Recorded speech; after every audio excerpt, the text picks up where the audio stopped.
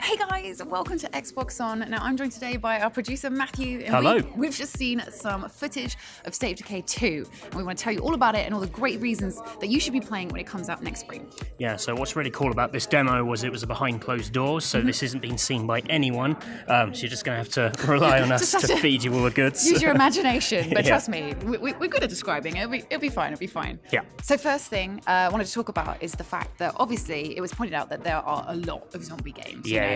Sometimes you can be oversaturated with zombie games. So what makes State of Decay 2 stand out and make it a little bit different? And so the emphasis is all on survival rather than just, blowing a zombie's brain, which, is fun. Don't get me wrong. Yeah, and like people may be wondering like what the distinction there is because you're like, well, obviously I have to survive zombies. That makes perfect sense. Yeah. But I think where they make the difference is, if the world is full of zombies, that's one challenge, but there is also the need to kind of keep your community alive. How do you keep them fed? How do you keep them protected?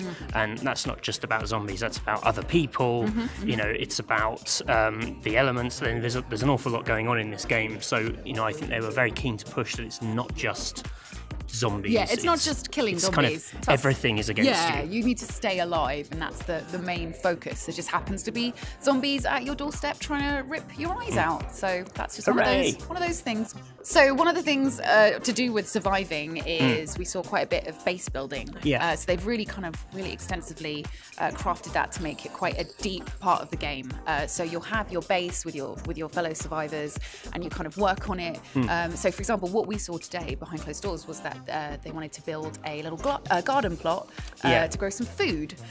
So the thing is, they needed seeds, didn't they? Yeah, that's right. Yeah. So the way the base kind of works is that you have a big plot of land, and this particular one was built around like an old kind of look like an abandoned schoolhouse or something.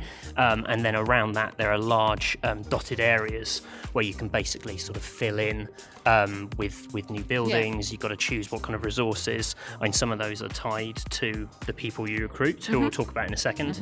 But it's way more sort of substantial than what they've done before. I got the impression, there is a huge amount of variety. Yeah. And it's very much about kind of carving your own path in this world. Yeah, totally. Very customizable, which is obviously something you don't normally get in a zombie game. No. So that's nice. Yeah, so another key thing, and if you played the first State of Decay, you'll know a little bit about these. All the characters, although they're randomly generated, they have kind of traits and kind of abilities that they're kind of born with, which can kind of impact kind of how they help you as a person if you're playing as them. So some of them are naturally stronger, some of them are better with resource management. But in this game it's like incredibly vast. We were told there's 1,000 different characteristics, which is a massive leap from the first game. So think of the different variety. So today what we saw is there was one character who had gardening skills, which feeds into the whole building the garden plot, but she also had a guilt complex, didn't she? Yeah. So that's interesting to see how that feeds into it. Might be slightly fragile. There was one which I thought was a little kind of like convenient, was a man who had been an action choreographer on films. It's like, oh, that helps, so doesn't it? was now like a kind of like martial arts master and could have basically apply those skills to hacking up zombies. I love them thinking like, what job would make you good at being, a good fighter? I know, that well-known popular career choice. I don't know exactly where the game's set, but why would you find an action choreographer out in like rural farmland? Like what happened in that guy's life before the zombie apocalypse? It's niche. It's a niche. He needs to fill it. So so the characters in your team will have so many different variations. They'll have so many different characteristics about them. And then when you go into other people's worlds in multiplayer, you'll meet other people with different combinations going. And one of the sort of funny things with it is that someone may have like a really useful skill. So for example, this action choreography guy, great at combat, really convenient. Yes. But opposed to that, he was also like a heavy snorer. Oh yeah, he was a snorer. And his snoring actually has a negative impact on like community morale. So what would your traits be if you're a State of Decay character? I think in big bold it would be like scaredy cat. I would be the one hiding in the corner, so I'm going to get taken out straight away. No one wants me on their team. And What else do I? Presenting abilities. Presenting ability, which is always important in the zombie apocalypse, and we'll eat all the food. So all really, the rations. You're literally the worst character. You're like the notorious. Everyone's like, please don't be Lydia from Xbox On. Don't be Lydia from Xbox On. Yeah, but it's another way that every time you play this game, it's going to be giving you so many kind of variables to kind of have to deal with. So yeah, it should be a really interesting part of it. Absolutely. So today, when we watched the presentation, there were 2 people playing, so we saw some online multiplayer going into each other's world. So it's a big part of obviously State of Decay 2, because the first one was lacking it. You know, that's something that the fans wanted. So it's what 2 has brought. So what they're saying is that they've made it very easy to get into each other. So remember, there was like the flare. Yes. So say you're thinking, all right, I want to go into town, but I'm probably gonna get eaten by a big fat zombie. Some of them are really fat. You just get your flare gun out and shoot it, and that's kind of a way of sort of bringing in someone. So you can play with like specific friends. Yeah. Or this is basically like it's basically an open invitation for anyone else. And he seemed to imply that other people would be able to see the flare in their world and would kind of answer the call. But then you basically end up with like a new person turning up in the middle of your world, and then you're into this seamless co-op experience. Yeah. So we were curious about whether, what is the motivation to help someone else out? Because obviously, if you're not getting anything, why are you going to take time out to do it? And we were sort of told that there would be benefits, like you could take things. It's something they said they're going to talk about a little bit later, but that.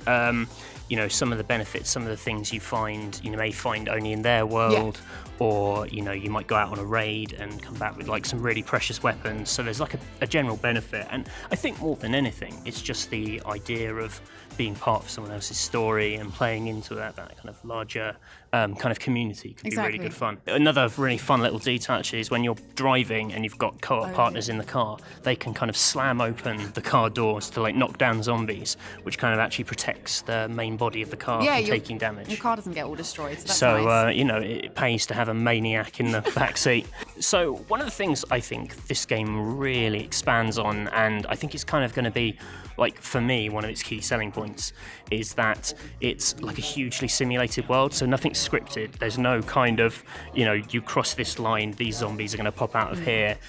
It's very, very kind of organic, and it's based on all these kind of systems underneath kind of dictating how it works. And I think the thing which I thought was really interesting was the idea of noise. I like that. So everything makes noise in the world. You make noise. You have a noise level on your resource screen. Snoring away, Yeah, well, maybe. Yeah, the snoring is going to add to your noise. But if you, for example, do a big co-op party, the game doesn't scale difficulty. It doesn't give you more zombies because you've got other people in the world. But the fact that you have more people in the world means that you're more likely to make more noise and then bring the zombies to attack you. Totally. So it kind of just increases the danger of everything. But there's also the noise of your base. So the bigger your base becomes, the bigger the community becomes, the more noise it makes, which can trigger like a zombie siege. The horde, they all just so rain. If you have like a lot of industry, so like building your garden, well, fundamentally is a really good move for like the long-term food. Just the act of building. It's noisy building a garden. Noisy, all those shovels and seeds. The sounds of plants growing is notoriously very loud and noisy. Crunchy.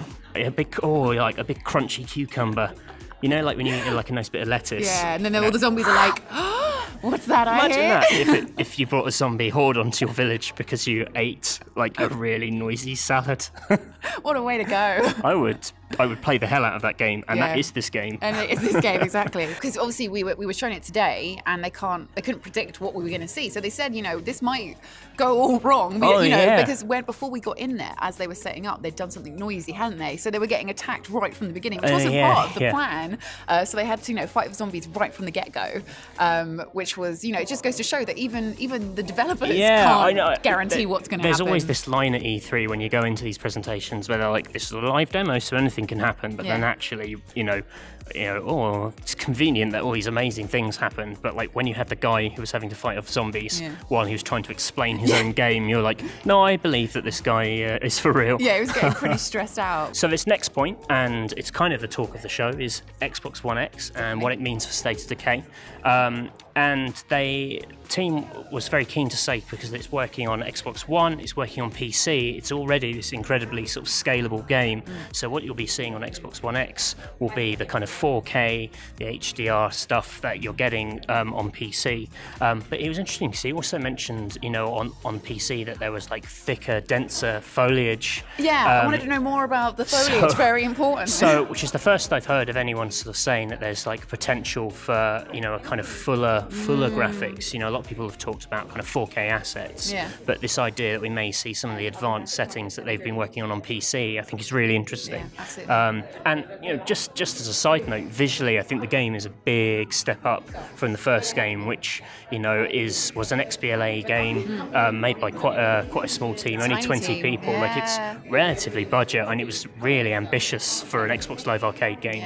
And I think this, you know, there's a sign of faith that Microsoft is really kind of going heavy on this one, and you know, the level of polish is much greater, and it's already looking pretty smart, I thought. I can't wait to see more. So the last thing I wanted to talk about, even though it was in the first State of Decay, is Permadeath. Just because I think with the added sort of density of the game, the permadeath means a lot more. So obviously with the characters and their different characteristics and stuff, and you're building on that character, you know, we've got a gardener, we've got a snorer, and our fighter, to actually have a character that is that integral and that important die is awful, because they're dead forever.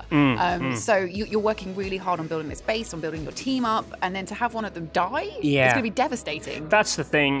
Like there's so many more kind of variables to the characters. They can be so much more complicated that I think it makes those deaths kind of like extra powerful. And then you factor in co-op. You know, if you choose to play this game largely in co-op, you know, I think when one of those people dies, you know, by your side, I think you'll really feel it. Well, when we watched it today, one of the teammates died.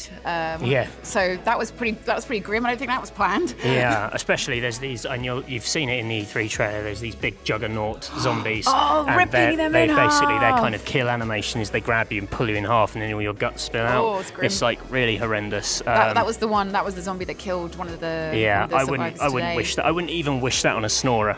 Not even on a snorer. He looks like it reminds me of a boomer from Left 4 Dead. Yeah, well, there are explosive ones in this one. There's explosive gooey ones. So I mean, explosive gooey zombies. You've heard it here first.